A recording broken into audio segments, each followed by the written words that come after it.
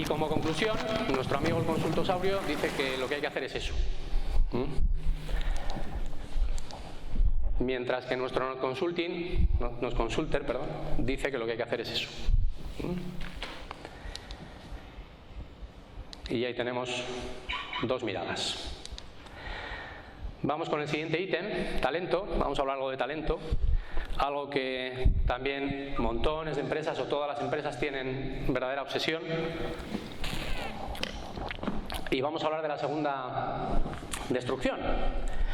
Antes de eso vamos a hablar de una cosa que se llaman modelos mentales, que seguramente todos de algún modo sabéis o entendéis lo que significan, así que no os preocupéis porque tampoco hay que preocuparse. Los modelos mentales, las creencias y los paradigmas, más o menos se puede decir que son conceptos sinónimos.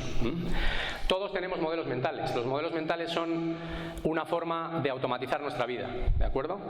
En base a lo que nos ha ocurrido y en base a nuestra experiencia, establecemos filtros para ver la realidad. Cada uno de nosotros la ve de forma distinta, sobre todo, básicamente en base a lo que nos ha ocurrido en la vida, en esencia. El problema no es ese.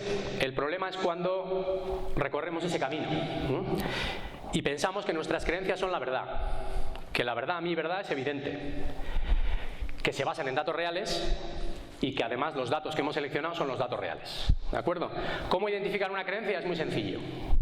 Y además a mí a veces los clientes o los amigos me hacen bromas, ¿no? Porque obviamente vengo aquí a predicar sobre ellas, pero caigo sistemáticamente, ¿no?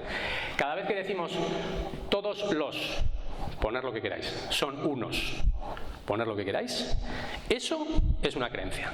Eso es un modelo mental, en el poner lo que queráis, lo que os dé la gana. Los negros, los gitanos, los judíos, los chinos, los yanquis, los gringos, lo que queráis, ¿de acuerdo? Bien, pues hablando de creencias y de modelos mentales, resulta que todas las organizaciones modernas dicen que quieren innovar. Pero fíjate qué interesante. Siglo y medio después, pensar en finales del siglo XIX, la evolución que había, en concreto en la tecnología, nada de lo que se está hablando aquí era ni siquiera vislumbrable. Pensar en los aviones, no existían. Pensar en los trenes, a mediados del siglo XIX había investigadores que decían que a más de 50 por hora te asfixiarías en un tren si abrías la ventana, ¿no? Esto es real. Bien, curiosamente, la estructura de las organizaciones sigue siendo idéntica, igual, prácticamente no se ha alterado. Es jerárquica,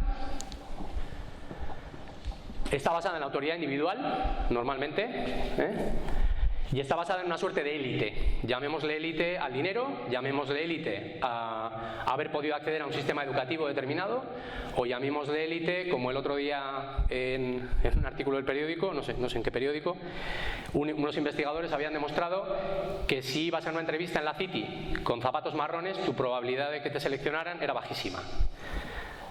Demostrado en una investigación, ¿de acuerdo? ¿Por qué? Porque los zapatos marrones implican que no tienes buena clase o no eres de buena clase, ¿de acuerdo? Bien. Es decir, que hasta la forma de vestir influye en que nos seleccionen o no para un trabajo, que tiene WhatsApp la cuestión.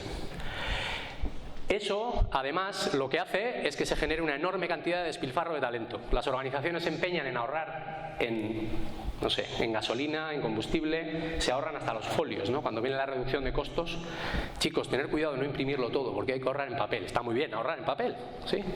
Pero luego resulta que el talento lo tiramos por la ventana. Y aunque cuando veáis a ese personaje probablemente penséis en que hay uno solo en el mundo, os puedo asegurar que hay montones, pero montones. Bien, entonces, ¿de qué va la cuestión en el apartado del talento? En que nos planteemos el repensar y recompartir las creencias. Hay un autor muy interesante que se llama Mintzberg, que acuñó un término que se llama comunitazgo, para oponerlo al archirrepetido liderazgo. El liderazgo como concepto está basado en una visión egocéntrica, heroica e individualista del líder. Y eso es textual, de Mintzberg. Normalmente se piensa en el líder como aquella persona sin la cual un equipo no puede existir, ¿verdad? Y hay una frase por ahí muy buena que dice que Napoleón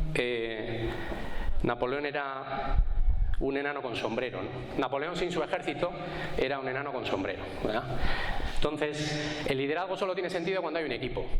Es tan interesante el tema desde el punto de vista de las creencias que hasta se acuñan términos para hablar del equipo llamándolo liderazgo compartido, ¿no? Es como que no podemos salir de esa palabra y no podemos pasar a palabras, como propone Mintzberg, del comunitado. Es decir, que la inteligencia colectiva existe y no necesariamente tiene que pasar por un líder en concreto.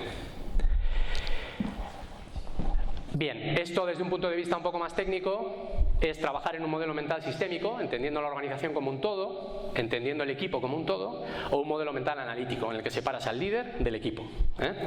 De hecho, me ha ocurrido en estos años, no pocas veces, que tengas una conversación con alguien que quiere contratar nuestros servicios de desarrollo de equipos o de innovación y que nos diga algo como: a ver si me arreglas a estos, que no hay manera de que trabajen en equipo, ¿verdad?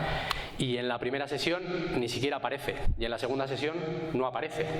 Es decir, hay líderes o jefes que se creen que es él o ella y el equipo por otro lado, algo que en sí mismo es una creencia, pero es obvio que eres parte del todo, y si quieres que mejore y no te involucras, es también obvio que desde luego poco vas a conseguir, aparte de despilfarrar el dinero y perder el tiempo, tú y tus empleados. Entonces es mejor que te lo ahorres. Bueno, las conclusiones de nuestro amigo en clave del talento, consultor sabio, son esas. Y las conclusiones de nuestro amigo Not Consulter son estas. Como veis, no se ponen de acuerdo ni a tiros.